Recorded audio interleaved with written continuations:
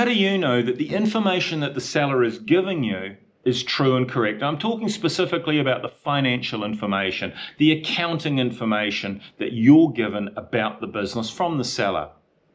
Well, there are two simple ways of doing it. And if you follow President Reagan's advice, he says trust and then verify.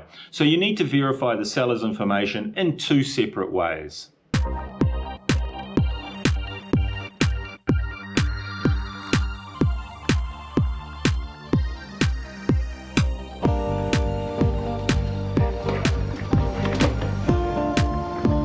Cheers.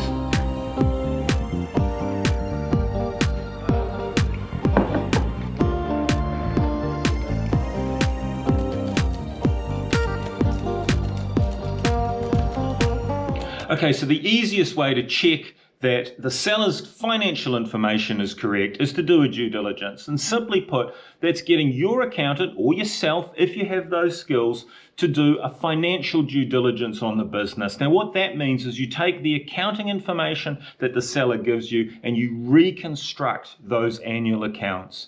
And you do that a number of ways. The most common way of doing it is to access bank statements, invoices, and the raw data that goes to make up those accounts. Now, your accountant will talk to the seller's accountant, and generally they'll get together and they'll reproduce the accounts. And that should prove that the accounting information you're receiving is correct.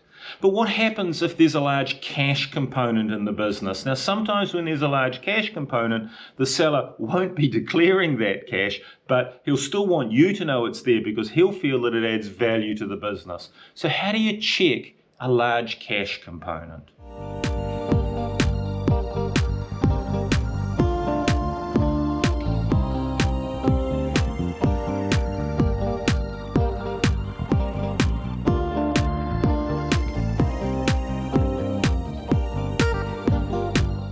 So I've got a question. They asked me, do I film my videos all in the same day? And the answer is yes, I do. So if you're watching this kind of a vlog style video, yes, it's filmed in the same day. They wanted to know why sometimes the sky was blue and sometimes it was really overcrowded. Well, that's just a product of Auckland's weather.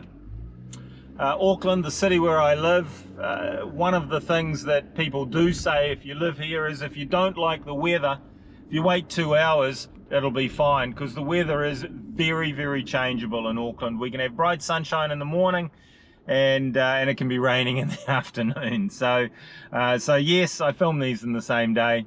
Excuse the fact that the weather changes so much. So the third way is to check those undeclared earnings, the cash that's coming into the business that the owner possibly isn't declaring. Now, he'll tell you or she'll tell you, hey, we turn over X amount of dollars on a 2-week period. How do you check that? Well, quite simply, you do a turnover verification.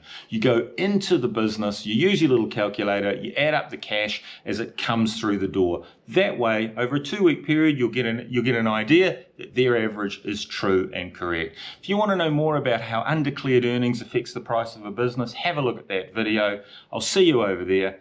Thanks for watching.